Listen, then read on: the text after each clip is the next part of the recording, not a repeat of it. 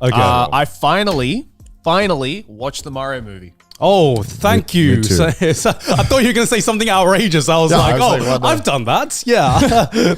I watched it in IMAX 3D. How was it? It was fucking awesome. Why IMAX 3D? Because the option was there at my local cinema, and I was like, well, I don't even remember the last time I watched an IMAX movie, let alone a 3D movie. I didn't even know they were still making 3D movies.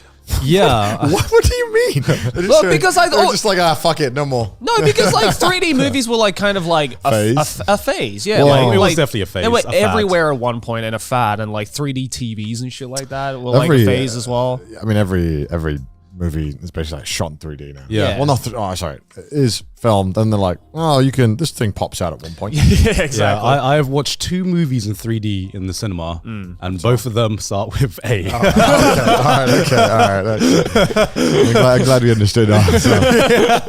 So. I watched it too. I liked it. I really enjoyed it. Saying this, I watched it, and you know, sometimes when you watch a movie and you pretty much just agree with what everyone already says, you're like, damn, I'm not special.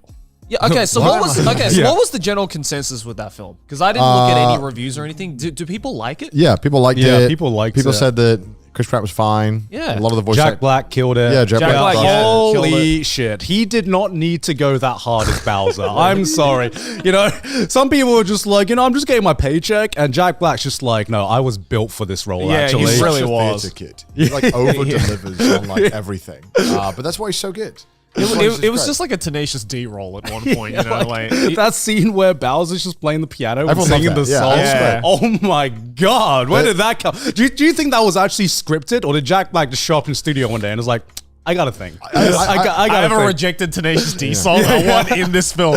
I'd like to think that they cast him, and then halfway through it, they're like, "Hey, Jack, and he's like, "Of course, of course." That made me like irrationally happy. I was so happy when that happened. Yeah. I don't know why. yeah. It was just so fun. Yeah, and good movie. The insane thing is, like, out of everyone, I think he sounded the least like himself normally. Yeah, like he put in a lot of work. Yeah, he put in a lot of work. Actually, I forgot his name. Toad. Michael Keaton. Yeah, Michael Keaton. He did not sound like Michael Keaton. No. Good movie. I almost forgot at one point that Yeah. that was Michael Keaton. I was like, oh yeah, It was good. Why does Yeah. he sound like that though? Yeah, I will say Seth Rogen definitely sounded like Seth Rogen. Yeah, but as Seth Donkey Rogen sounds Kong. like Seth Rogen in every movie. It was an interesting choice. Yeah, I was like, yo, Donkey Kong just hit the fucking Like- Oh, blunt, man. Yo, Danky Bong. Donkey Kong.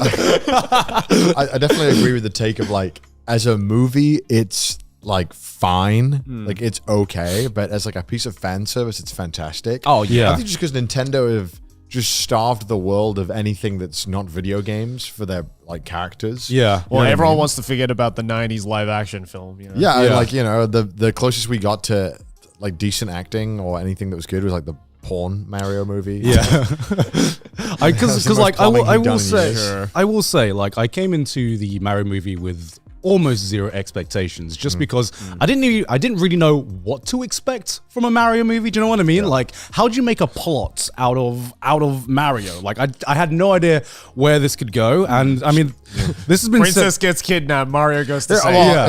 Well, it was very like a very hero's journey, basic story. Parents didn't agree with what he does, yada yada yada. Yeah. You've seen it all before. The story's not special whatsoever. It's very boring. Yeah.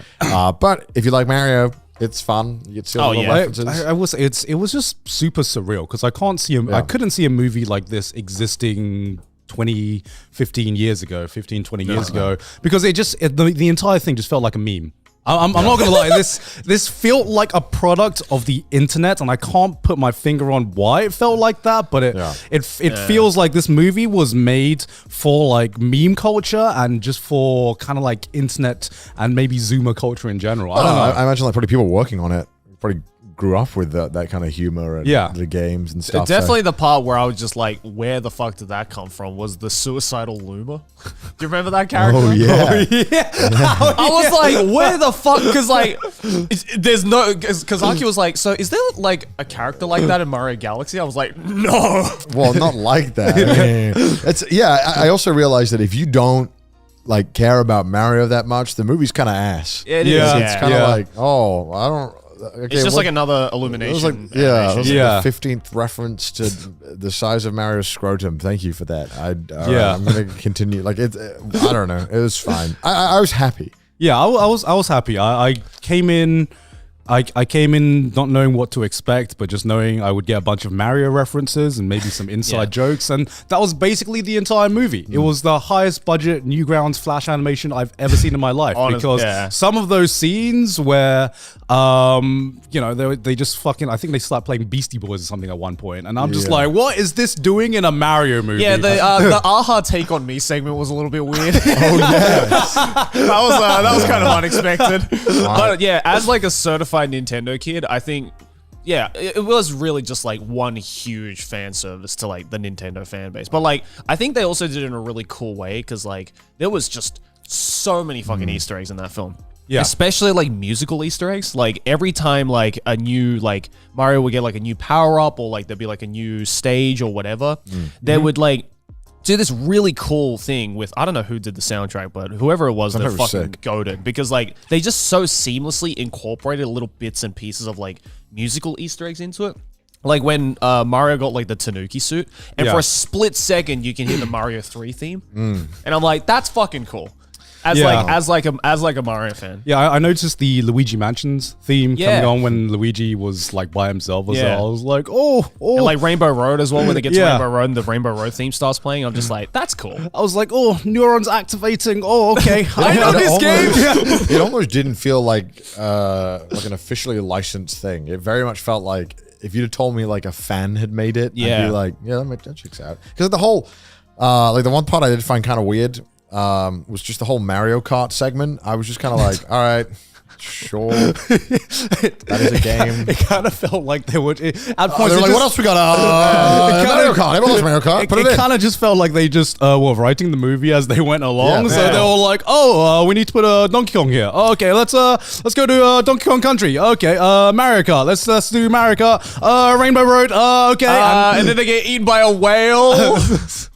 For some reason, this could have been the most 1 out of 10 movie, and it probably still would have popped off. I don't know. I mean, it's fine. So that's our like 9-month late discussion of the Mario movie. So we all watched it. We all enjoyed it. It was good. I also watched